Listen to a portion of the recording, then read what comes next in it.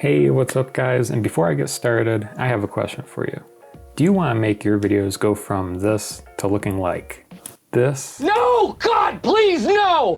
I couldn't help myself. I see videos all the time like that, making cinematic looks and whatnot, but this isn't one of those tutorials. In this tutorial, I'm going to show you how to use the basic functions of Lumetri Color effect inside Premiere Pro. As a full-time video editor, the simple things that I do to all video clips and the most common features in that effect that I use for pretty much any project to get a nice color grade or a color correction. So let's dive in here and we'll get started. All right, so I have a clip here from an interview, and the first thing we're going to do here is go to the color workspace. So the color workspace is a good place to go if you're color correcting or color grading, because you can easily see what you're doing and the output of what you're doing. Let me explain. So here in the center here you have your program monitor, then to the right is your controls where you will make adjustments to the clip, and to the left you can bring up your scopes here to see how the color is being managed.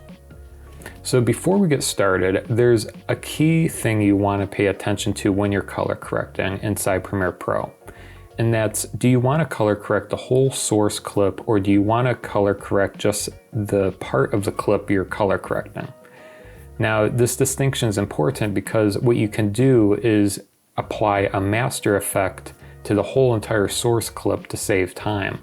That way, if you need to make an adjustment later, you can easily do that, and no matter where it is in the project or how many times the clip is used, it will automatically update. So I highly recommend doing this for interviews or for long form videos that don't change in their color or luminance over time. So I wouldn't do this if it was a B-roll shot maybe outside and the sun comes in and out through clouds or whatnot. I wouldn't apply a master effect to that. I would do it per clip, per situation. But in this case, since it's an interview, I'm going to be doing the master. So let me show you how to do that. When you click on the clip, in the top right here, you have two options. You can apply the Lumetri Color effect to just the clip or the source. So when you go to source, you are actually applying this effect to the source. So no matter how many times it is in the sequence, if it's duplicated 10 times throughout the sequence, if it's in several different sequences, this effect will be to that source clip wherever it is. Where on the contrary, if you just do the clip, it's just this clip. So say if it's duplicated and it's somewhere else in the project, it's in a different sequence, this effect's not going to be applied to all of the clips. So that distinction is important. So for this example, I'll go to source and we'll get started here. So the basic color correction tab is where you'll want to begin. And really this is primarily where you'll want to go. In pretty much 90% of the color correction is done in this tab. So under here, you'll see the basic controls here. The first thing, you can input a LUT, and I'm not going to go into LUTs in this video. It's not one of those videos, as I said at the beginning. But this is where you would input a LUT, a lookup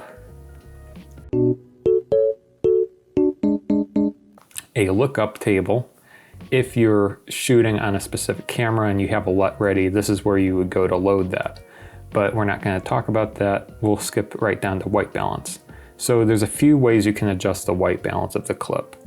If it was poorly white balanced, you can use the eyedropper here. You can select something that's white. For example, his cuff, his shirt, the background here, and you can click it and then it updates automatically. So you can see I just clicked that white background and it updated. If you go over here, you can bring up Lumetri scopes and you can kind of see the difference, how it shifted the colors around. For example, if we did his cuff, you can see everything kind of becomes more green. And I chose this clip on purpose is because it's like conflicting with the colors, because you have the outside light mixing in with the inside light. So it's this tricky color correction type of scenario. So you can see the difference here depending on what type of white you select. And then you can adjust the controls manually here. So if you want it warmer, you can easily just slide that up to be warmer. If you want cooler, you can make it cooler. And basically, you're just trying to find that sweet spot of where you want it to be. the tint feature is pretty cool. And what I find myself using tint for a lot is for specific things just like this, where you have two different types of lights clashing. You have the outside light and you have the inside light. And you get a green or a magenta tint, you can easily slide it from left to right to adjust accordingly. So I kind of like that. That would be where I would go for this. So this is what I would do. And then under here you have tone. So under tone you have exposure, which is the same camera settings, think of it like that. Since this is afterwards, this is gain or ISO, I guess, per se. So just keep in mind, the more you boost it here in Premiere, it adds more grain to it. So, for example, you can turn that up and you can see as you turn it up, you'll notice the levels on the left correspond, so you can see what's going on. A good rule of thumb when you're color correcting, you're looking at the scopes, is you'll want your highlights to be somewhere between 80 and 100. You don't want to go past 100. 100 is basically over exposed. And then your shadows should be somewhere between 0 and 20.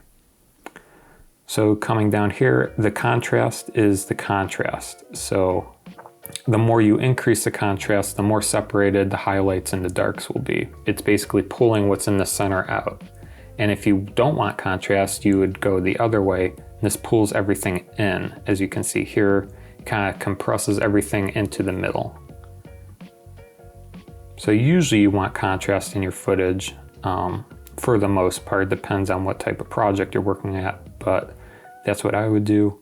Highlights. So if the highlights are too bright or it's slightly overexposed, I usually find myself bringing this down a little bit to kind of preserve the highlights.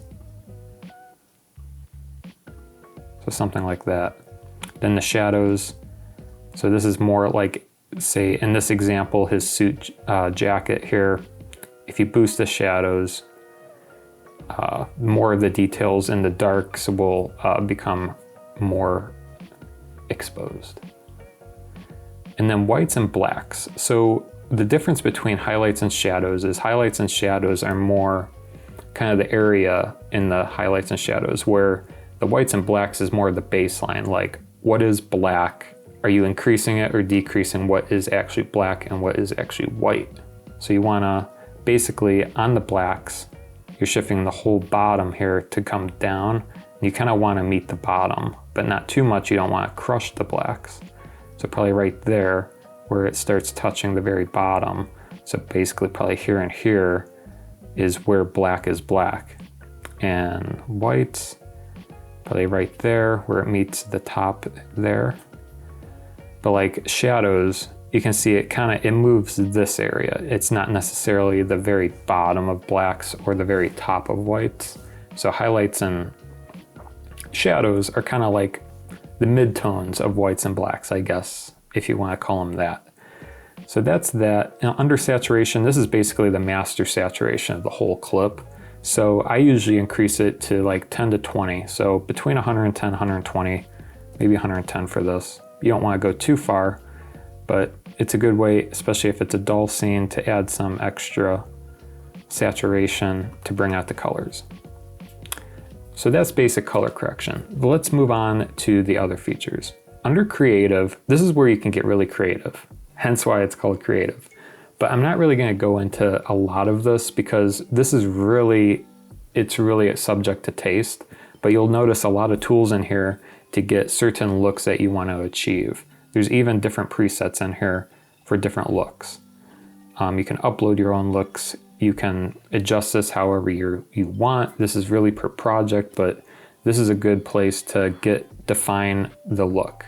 Before I get going here, I kind of want to describe the difference between color grading and color correction. Really, in this tutorial, I'm doing color correction. And really, the difference is color correction is making the clip correct and making it look correct to how it was shot. So if it was shot not correctly, you're color correcting it to make sure the whites are white, that the luminance is correct, that the saturation looks normal. Where color grading is when you are actually making the video look a certain way. So this is the actual making it feel cool, warm, or giving it a certain film look or cinematic look. Primarily the tools that I'm going over right now are for color correction, but basically creative is where you can really deep dive into color grading more advanced. So we're gonna skip this for now, but no, this is kind of where you have a lot of controls on the looks of stuff. Curves is a great area to go, especially for color correction or color grading, both are, this is a good area to go. Say if you have a cast of green or certain things, say if you want to pull down the red a little bit, you can easily do that, and it pulls down the red, his skin tone, a little bit.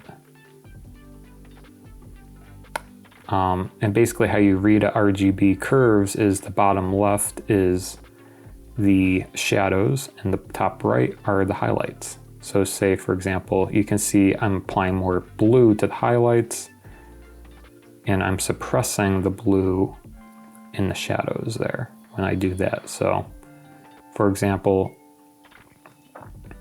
that would be a lot of contrast where you're boosting the highlights and you're crushing the shadows.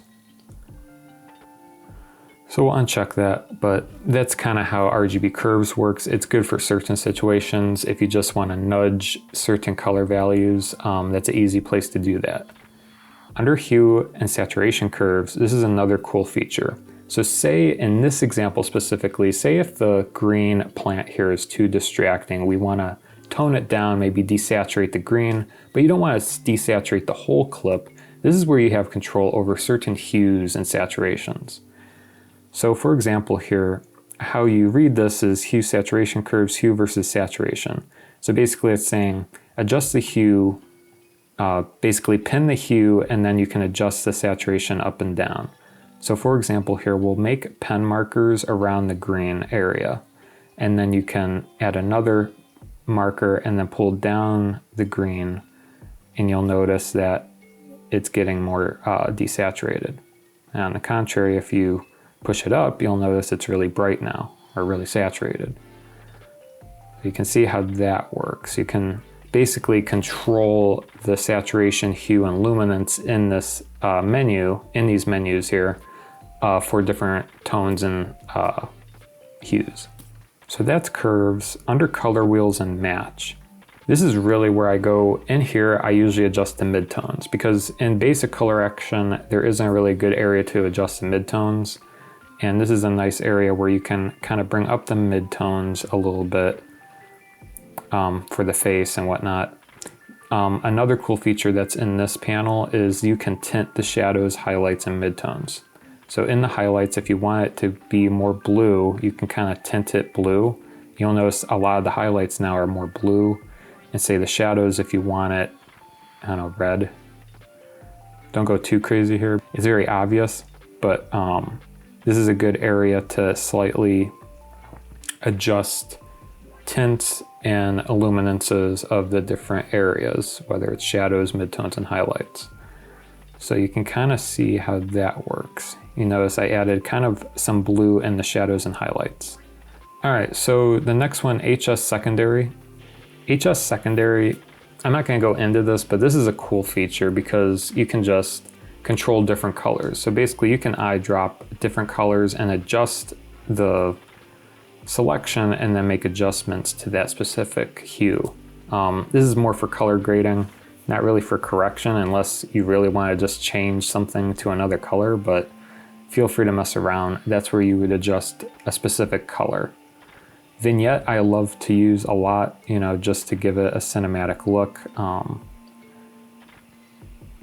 You know, obviously this is per project, but you know, you can give a vignette there and you can see how that looks. And that's pretty much it. That goes over pretty much all the features here in Lumetri Color. So basically, just to recap, basic color correction, curves, color wheel, match, and vignette. Those are pretty much the ones I use all the time as a video editor that get the most, basically do 90 to 80% of the work. And the other ones are very for specific grades and matching. So I hope you found this tutorial helpful if you're getting started with color correction inside Premiere Pro. So feel free to like, comment, subscribe, and share this video with others that you believe can benefit. and we'll see you next time. Thanks for watching.